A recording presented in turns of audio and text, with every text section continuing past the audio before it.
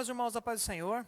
Nós estamos aqui novamente para a nossa lição da EBD e hoje nós vamos falar sobre a lição número 11 da nossa revista Dimensões do Ministério de Cristo. A lição número 11 de hoje tem como título A Prisão e o Julgamento de Jesus. Nós vamos abordar nessa lição os assuntos que tratam sobre o julgamento de Jesus, como que ele foi preso, os detalhes, e também sobre o julgamento, tanto civil quanto religioso. Tá? O nosso texto básico dessa lição se encontra no livro de Marcos, no capítulo 14, nos versículos 43 a 46, e os versículos 53, 57, 58 e de 60 a 64. O texto áureo se encontra no livro de Isaías, capítulo 53 e versículo 5, que diz assim: Mas ele foi ferido por causa das nossas transgressões e moído por causa das nossas iniquidades. O castigo que nos traz a paz estava sobre ele, e pelas suas pisaduras fomos sarados. Irmãos, os nossos objetivos para essa lição são os seguintes. No final dessa aula, nós temos que compreender as dimensões da humanidade e da divindade de Cristo no julgamento que antecederam a sua prisão e o seu julgamento. Saber que o Mestre foi submetido injusta e cruelmente a uma série de audiências em instâncias distintas, religiosa e civil. E também entender que, apesar da ilegalidade do ato, o Cordeiro Santo de Deus ofereceu-se voluntariamente para a expiação dos pecados de toda a humanidade. Irmãos, durante a semana, na gravação dos subsídios que nós recebemos nos grupos, houve uma orientação, a própria revista também dá essa orientação, para que nós possamos assistir o filme A Paixão de Cristo, que foi gravado em 2015, foi lançado, aliás, em 2015, né, do famoso diretor Mel Gibson. Muitas pessoas já assistiram esse filme, é um filme realmente bastante pesado, é um filme que é bastante violento, né, e nós sabemos que foi basicamente daquele modelo, ou se não pior, o que Jesus passou por nós. Tá? Então fica aí a dica para que a gente possa se envolver melhor também nesse assunto e aprender junto com essa lição o que o filme também pode nos trazer, ok? Vamos para a nossa palavra introdutória. A revista diz o seguinte: no decorrer das últimas horas de Jesus, podemos destacar 4 atos importantes. O primeiro corresponde à agonia de Jesus e à sua detenção no Getsêmani. O segundo, ao processo religioso durante o Sinédrio. O terceiro, o processo civil diante de Pilatos. E o quarto, a crucificação e morte de Jesus, que este será abordado na próxima lição. O nosso ponto 1 vai falar sobre Jesus no Getsêmani. Este ponto, irmãos, é importante porque assim, ali relata exatamente a angústia que Jesus teve. Vai falar pormenores, em detalhes aqui na nossa lição, como que Jesus sofreu, né, a angústia que ele teve, o suor de sangue e também o descuido dos seus discípulos no momento em que eles estavam vigiando e acabaram dormindo. Vamos lá então. Após a reunião do cenáculo, Jesus retirou-se para o Monte das Oliveiras, que ficava a uma cadeia de colinas fora de Jerusalém. Ficava em frente ao templo. Nós podemos observar isso em Marcos, no capítulo 14, e também em Lucas 22. O livro de João, irmãos, relata que Jesus muitas vezes se ajuntava naquele lugar com os seus discípulos. Aquele local era, portanto, muito conhecido de todos, inclusive de Judas. O próprio Judas conhecia bastante, o que relata no livro de João, no capítulo 18, versículos 1 e 2. 1.1 vai falar do início do sofrimento. Deixando os discípulos em um local determinado, Jesus foi mais adiante ao Getsêmani, no sopé do monte, levando consigo Pedro, Tiago e João. No versículo 38 do capítulo 26 de Mateus, Jesus vai dizer: a minha alma está cheia de tristeza até a morte. Fiquem aqui e vigiem comigo.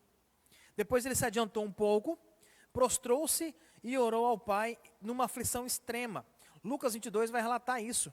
Ele não tinha a intenção de desobedecer os propósitos divinos. Simplesmente expressou uma reação humana factível diante da morte que lhe aguardava. Irmãos, aqui nós podemos observar que Jesus era 100% homem e 100% Deus. Quem de nós, né, no meio de uma angústia, no meio de um problema muito sério, né, de algo que é muito grave diante de nós, até mesmo diante da morte, né, alguém próximo de nós que está diante da morte, a gente não fica ansioso, não fica angustiado, né, não sofre junto com essa pessoa, até mesmo nós, né, de repente recebemos uma notícia muito impactante que nos afeta. Imagina Jesus, que que estava prestes a encarar a morte. Então aqui relata isso, né? O livro de Lucas vai dizer sobre isso, o quanto ele ficou angustiado. E tem 1.2, vai falar sobre os discípulos, né? Os discípulos que dormiram, que apesar do mestre estar apavorado e angustiado, de dizer aos discípulos que a sua alma, olha só, ao ponto dele dizer aos discípulos, né, que a sua alma estava triste até a morte, ele pediu que vigiassem e orassem. Marcos 14:34 vai falar isso. Parecia que eles não compreendiam exatamente o significado das suas palavras, porque acabou que eles foram dormir. O ponto 1.2.1 vai relatar 2 episódios extraordinários. O primeiro episódio vai falar sobre a aparição do anjo, que foi um ato externo que os 3 apóstolos mais próximos de Jesus puderam comprovar por si mesmos. A expressão usada no livro de Lucas, apareceu-lhe, que no original do grego, quer dizer foi visto, indica uma visão direta. Nós podemos observar aqui, irmãos, que provavelmente se nós tivéssemos outros discípulos ali, eles não poderiam ter a mesma visão, né? Então quem estava mais próximo de Jesus que pôde observar. E é interessante, né, que Jesus escolheu, e ele teve motivo, claro, para escolher somente esses 3, que eram seus mais próximos durante todo o seu ministério. A segunda informação que nós temos é que é exatamente de um próprio médico, né? Que vem é muito própria de um médico, no caso Lucas, que foi o escritor do livro. Ele causa uma impressão maior. No entanto, muitos fatos comprovados cientificamente demonstram a possibilidade do suor de sangue em condições semelhantes àquelas pelas quais o Senhor passou. Então nós podemos observar que a angústia de Jesus era tão grande, o sofrimento dele, né, pela sua ansiedade do que estava a vir, do que estaria por vir nas próximas horas, era tão grande que ele suou sangue, transpirava sangue. Né? Então, aqui, cientificamente hoje, nós sabemos que isso é possível sim. Ok? E tem o ponto 3. Aqui vem agora a prisão do Messias. Cristo, consciente do que deveria acontecer, conforme diz em Zacarias 13:7, entregou-se voluntariamente. E aí nós temos o livro de Mateus, de Marcos, Lucas e João, que fala sobre isso. Jesus não fez qualquer esforço para escapar dos seus captores, mas ele mesmo disse, aquele que vocês procuram sou eu. Nós podemos observar isso lá em João 18, no versículo 5. Por que isso, irmãos? Jesus sabia o que estaria para acontecer. Né? Então, ele simplesmente antecipou. Vocês estão procurando alguém para crucificar, para prender, para condenar. Esse alguém sou eu. Então, ele se entregou voluntariamente. Apesar de tudo o que tem acontecido, né? Nós sabemos que Pedro tentou defender a Jesus, lançou uma espada sobre o soldado, cortou a orelha do soldado. Vamos para o ponto número 2, então, agora, que vai tratar sobre o julgamento religioso. Irmãos, nessa instância religiosa, Jesus passou por 3 estágios. Anás, que foi o sumo sacerdote deposto, nós podemos conferir no livro de João, no capítulo 18, versículos 12 e 13. Caifás, que era o sumo sacerdote em exercício, que se colocou como cabeça do movimento, que tinha por objetivo prender o mestre. É interessante a gente observar que nessa época nós tínhamos 2 sumos sacerdotes, o que não era possível. Tínhamos Anás e Caifás, sogro e genro. O que é curioso é que nós podemos identificar aqui o quanto a terra, o sistema religioso estava corrupto, estava corrompido, estava totalmente estragado pela política atual, né, pela sede de poder, pela ganância das pessoas. Tanto que os cargos dentro do templo, todos eles já estavam sendo corrompidos. O terceiro ponto é o Sinédrio, que na manhã seguinte se reuniu na casa de Caifás. Lucas diz que tanto Anás como o próprio Caifás, ou seja, sogro e genro, eram sumos sacerdotes. Nós podemos conferir em Lucas 3:2. Anás era tão desprezível que o imperador romano o depôs de seu cargo. No entanto, ele continuou trabalhando nos bastidores, por meio do seu maligno genro. Irmãos, a estrutura religiosa dessa época, nós podemos observar isso numa estrutura política da época atual. Nós podemos trazer isso para os dias atuais, né? Onde nós temos uma corrupção muito grande no nosso país. E tem sim um sistema religioso muitas vezes arcaico, que as pessoas usam a fé das pessoas como para obter poder, para obter dinheiro, para obter posses. Isso não é diferente. Isso já vinha acontecendo lá com Jesus. Quando essas 2 pessoas que deveriam ser exemplo, espelho, né, e apresentar o povo diante de Deus, Eles eram pessoas totalmente corrompidas, corruptas, pessoas que só visavam o seu próprio lucro, né? E Jesus veio para quebrar esse sistema. Jesus, quando chegou com o seu ministério e trouxe todas as manifestações de poderes, de milagres que ele vem operando e arrastando multidões de discípulos e seguidores, isso incomodou a religião. Esse foi o principal fato de que Jesus deveria ser preso e ser crucificado. Vamos seguir? Item 2.1. Vamos falar de Anás. Anás ainda exercia enorme influência sobre a sociedade judaica e atuava como conselheiro do Sinédrio. Uma vez que sogro e genro residiam no mesmo palácio, não foi difícil se comunicarem para que as coisas se arranjassem de modo a facilitar o intento de matar a Jesus. Caifás, no item 2.2, temia ao menor distúrbio civil, que na verdade que as tropas romanas fossem mobilizadas e levassem à destruição de Israel. Portanto, quando Jesus apareceu atraindo a intenção de um grande número de pessoas por realizar milagres maravilhosos, principalmente a ressurreição de Lázaro, Caifás determinou que ele fosse destruído. É aquele fato, né, irmãos? Quando alguém faz demais, incomoda. Quando uma pessoa faz algo bom, né, e isso que cria destaque, incomoda. E Caifás estava preocupado. Só que Caifás, nesse período, ele tinha uma preocupação muito mais política do que religiosa. Não era simplesmente o acesso ao templo, não era simplesmente a trazer seguidores. Não foi só isso, foi também a questão civil, a questão política. Porque Roma dava todo o apoio para o sumo sacerdote. Roma tinha um vínculo, tanto que nós podemos ver nos pontos anteriores, que Anás era uma pessoa tão desprezível que o próprio imperador romano destituiu ele do cargo. Não foi uma questão religiosa, não foi uma questão espiritual, foi uma questão política. Então, o vínculo do sumo sacerdote nesse período aqui já era muito mais político do que religioso, ou do que espiritual, né? Então, nós podemos dizer o seguinte, que a reunião do Sinédrio, que foi convocada por Caifás, era ilegal. Primeiro que não poderia acontecer naquela hora e nem fora de local apropriado. Com vãs tentativas, os representantes religiosos de Israel procuraram encontrar culpa em Jesus, por meio de testemunhas falsas, até que encontraram alguém que se prestou a dar um falso depoimento, truncando as palavras de uma observação feita por Jesus na ocasião em que purificou o templo. Lá em João 2,19 ele vai falar sobre a purificação, né?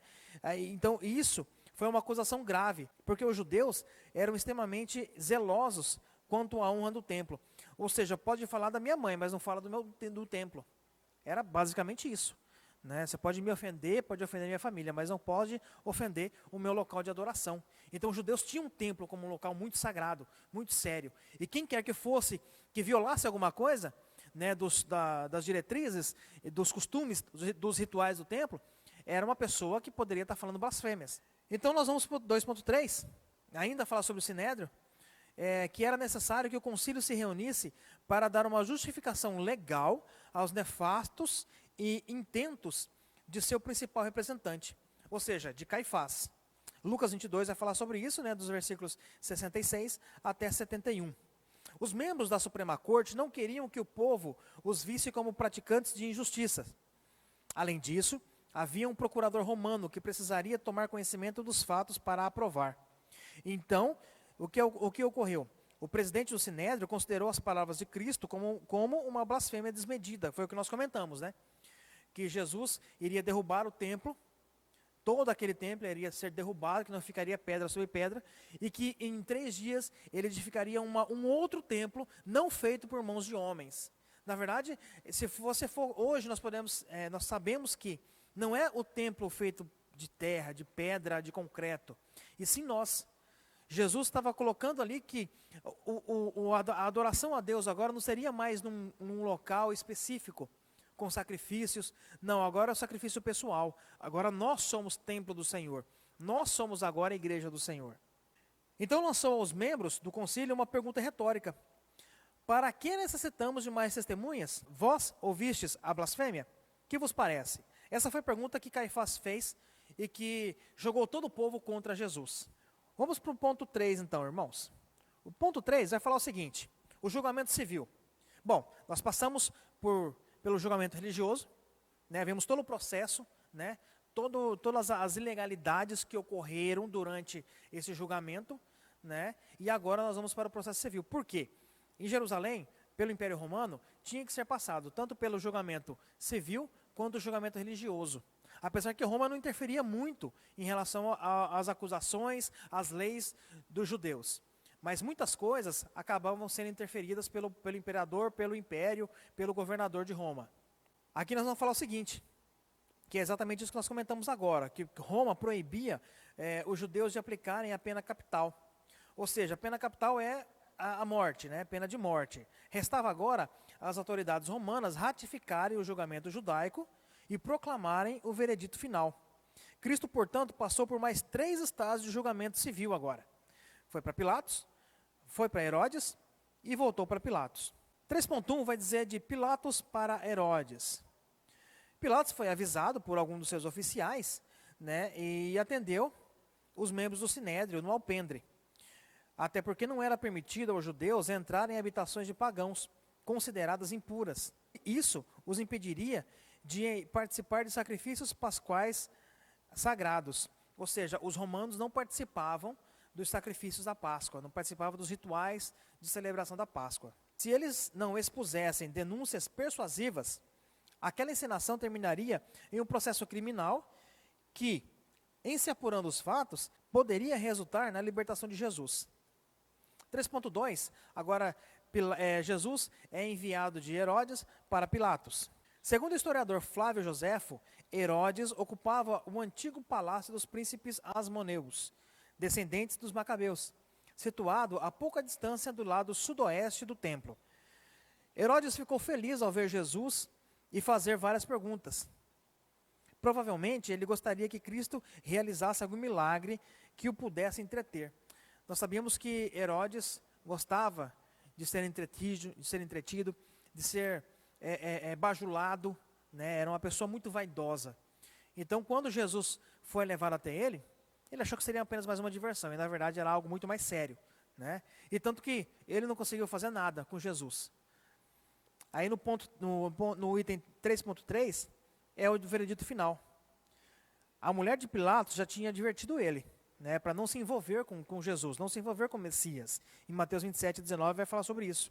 Na tentativa de não se comprometer com a sentença, ele convocou os principais sacerdotes, querendo fazer com que eles compreendessem que os fatos demonstravam a inculpabilidade do prisioneiro. Quando muito pelas suas supostas rebeldias, ele seria simplesmente castigado e em seguida seria solto. Pilatos então lançou mão de um último subterfúgio para tentar livrar Jesus da sua condenação. Que seria o quê? Pilatos perguntou para o povo a quem ele deveria libertar, Barrabás ou Jesus? O governador romano acreditava que os judeus haveriam de preferir a liberdade de Jesus, até porque ele estava comparando Jesus com Barrabás, um criminoso, um homicida, um assassino, né? Pilatos ele não expressou sentença nenhuma para Jesus. No entanto, ele entregou para que o crucificassem, pensando que dessa forma ele estaria isento de sua culpa. Nós vamos falar isso em João 19, dos versículos 5 a 16. E aqui é exatamente isso, irmãos, o tratamento que Jesus teve, né, recebeu. E Pilatos, naquele ato simbólico de lavar as suas mãos, dizendo que desse sangue eu não tenho culpa, eu não sou culpado deste sangue. Sendo que, na verdade, é por causa dele, por causa de toda a humanidade que Jesus derramou o seu sangue, né? Então, todos nós, sim, temos culpa do sangue que Jesus derramou. Até porque foi por causa de nós, né? Foi por nós que Jesus derramou o seu sangue. E para concluir, irmãos, nós podemos observar que Jesus passou por esse processo de julgamento, tanto religioso quanto civil, porque era algo que envolvia naquela época, né? Mas literalmente era um plano para que Jesus fosse morto. A intenção final de todos eles, do momento da sua traição, né, antes ainda da sua traição, até o momento em que ele foi crucificado, era esse. O objetivo final desse povo era exatamente esse: crucificar, matar a Jesus, alguém que para eles era um rebelde, alguém que para eles estava indo totalmente contra os seus princípios e quebrando todos os seus paradigmas. Esses líderes religiosos, principalmente os judaicos, né, engendraram um plano para matar a Jesus. Primeiro, promoveram um julgamento ilegal, no qual várias testemunhas falsas depuseram contra ele, E depois manipularam Pilatos, que foi o governador romano, Herodes, o rei dos judeus. Por fim, incitaram o povo à desordem, pedindo a soltura de um criminoso no lugar de Jesus. Esses atos combinados levaram somente a Jesus à cruz. No entanto, o Cordeiro Santo encaminhava-se para o cumprimento do plano eterno. Ele sabia que sua morte restabeleceria a comunhão do homem com o Criador, que foi perdida lá no Éden. Dessa forma, como ovelha muda, ofereceu-se por amor e sacrifício por nós. O que nós podemos entender, então, irmãos, é que, mesmo ele sofrendo, mesmo ele passando pelas suas angústias no Getsêmani, mesmo que ele tenha orado ao Pai, clamando ao Senhor que, se fosse possível, que afastasse dele este cálice, todo aquele pesar, todo esse sofrimento que ele deveria passar, Jesus foi calado. Ele foi exatamente como um cordeiro calado, santo, sem pecado algum, e morreu em nosso lugar, em nosso favor. Então, indiferente se houve ilegalidade nos atos, ou se não houve ilegalidade, o final era certo. Era sim a crucificação de Jesus, o derramar do seu sangue. Mas, como Jesus era uma pessoa inocente, o homem inocente, puro, sem pecado, sem crime algum, pelo contrário, ele trouxe amor, ele trouxe paz, ele trouxe justiça, tanto a justiça dos homens quanto a justiça de Deus, foi necessário que houvesse atos ilegais, né, dentro das leis da época, para que isso acontecesse. Então nós aprendemos um pouco hoje nessa lição sobre a crucificação de Jesus e tudo que envolveu a sua crucificação, tudo que envolveu esses atos dos líderes religiosos e também dos líderes políticos. Eu espero que você tenha compreendido. Se você ficou em dúvida em algum assunto, você pode nos procurar durante a semana, compartilhe esse vídeo e as aulas do nosso trimestre para os seus amigos, para outras pessoas, para que eles também possam aprender mais da palavra de Deus junto com a gente. Nós ficamos por aqui e nos encontramos na próxima lição. A paz do Senhor, que Deus te abençoe.